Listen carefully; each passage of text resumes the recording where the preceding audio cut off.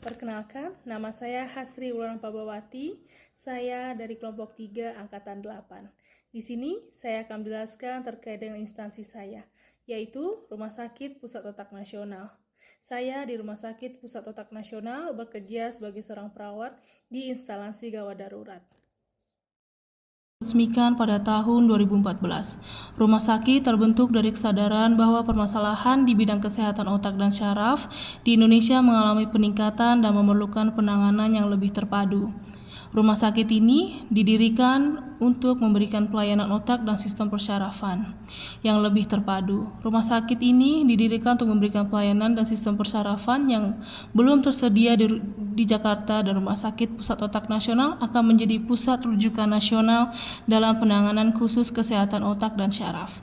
Juga sebagai pilot project atau percontohan dalam pelayanan khusus kesehatan otak dan syaraf yang benar dan diharapkan berdampak sistematik ke daerah lain seluruh Indonesia serta menjadi lahan penelitian. Visi Rumah Sakit Pusat Otak Nasional yaitu terwujudnya masyarakat sehat, produktif, mandiri, yang berkeadilan. 4 misi Rumah Sakit Pusat Otak Nasional. Yang pertama, memperkuat upaya kesehatan yang bermutu dan menjangkau seluruh penduduk Indonesia. Yang kedua, memberdayakan masyarakat dan mengharusutamakan pembangunan kesehatan. Yang ketiga, meningkatkan ketersediaan, pemerataan, dan mutu sumber daya kesehatan. Yang keempat, memantapkan tata kelola pemerintah yang baik, bersih, dan inovatif. 4. Nilai Rumah Sakit Pusat Otak Nasional. Nilai yang dicanangkan oleh Rumah Sakit Pusat Otak Nasional yaitu B. Benevolent, senantiasa melayani pasien dengan tulus. R. Responsif, selalu siap tanggap. A. Atentif, memberi perhatian penuh terhadap pasien. I. Inovatif, mengikuti perkembangan ilmu. N. Nobel, sesuai dengan motto rumah sakit yaitu melayani dengan mulia. Singkatan dari nilai rumah sakit yaitu BRAIN.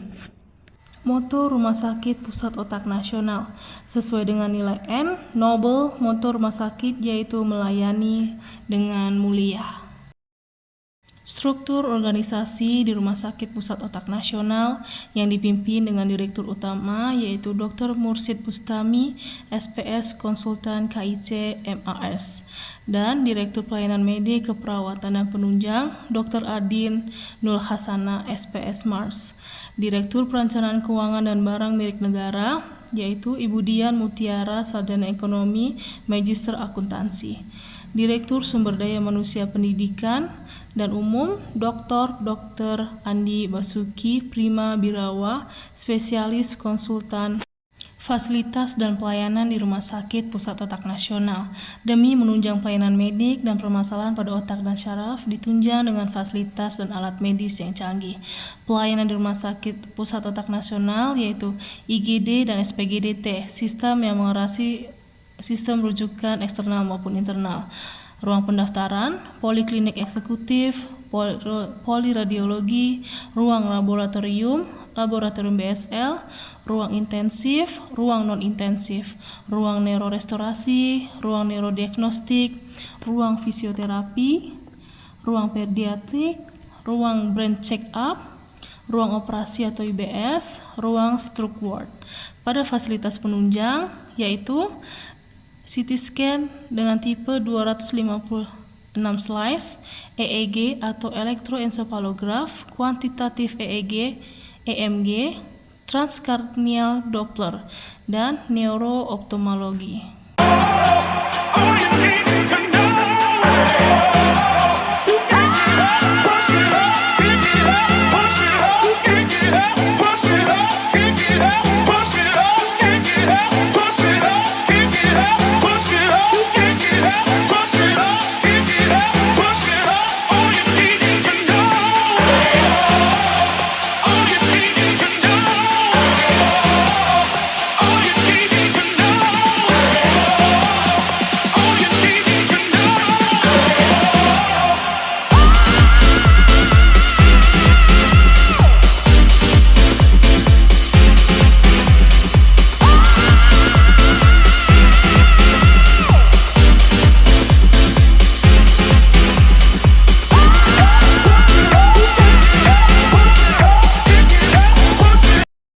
Keterkaitan, tujuan, dan falsafah dalam pemberian pelayanan di Rumah Sakit Pusat Otak Nasional.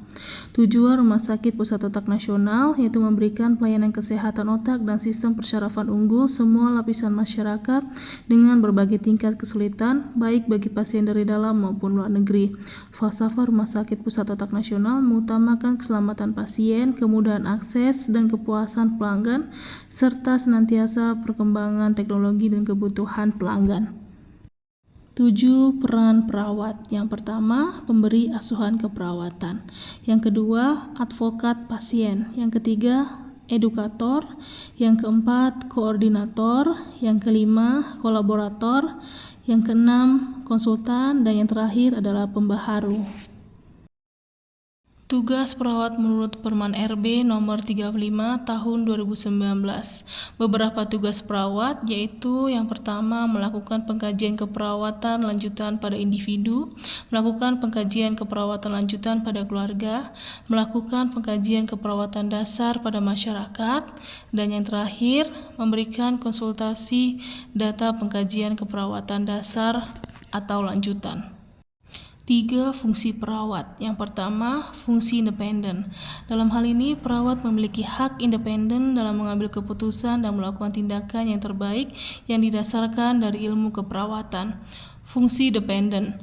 Dalam fungsi ini, membuat perawat dapat menjalankan perintah dokter seperti pemasangan infus, pemberian obat, pengambilan sampel darah, penyuntikan, dan sebagainya. Fungsi interdependen. Dalam fungsi ini, perawat dapat melakukan kerjasama dengan berbagai pihak lain yang terlibat dalam pemberian layanan kesehatan, seperti dokter, ahli gizi, fisioterapi, dan ahli untuk memberikan tindakan keperawatan terhadap pasien. Standar pelayanan yang dapat diberikan oleh perawat yaitu melakukan asuhan keperawatan pada individu, keluarga, dan masyarakat, melakukan tindakan keperawatan untuk pemenuhan kebutuhan dasar pasien, melakukan komunikasi terapeutik dalam pemberian asuhan keperawatan, melakukan tindakan terapi komplementer atau holistik, melakukan pendidikan kesehatan, dan yang terakhir dapat melakukan preseptor dan mentorship. Implementasi Smart ASN. Dalam mewujudkan tujuan Smart ASN yang akan berkesinambungan untuk membangun layanan kesehatan yang bermutu, saya akan memberikan pelayanan yang prima dengan tidak melakukan tindakan diskriminasi, selalu meningkatkan kualitas dan kompetensi diri, bekerja sesuai kewenangan dan tanggung jawab serta jujur, mampu untuk berkolaborasi dengan sejawat dalam memberikan pelayanan medik yang komprehensif, menjaga nama instansi dengan selalu memberikan yang terbaik untuk instansi.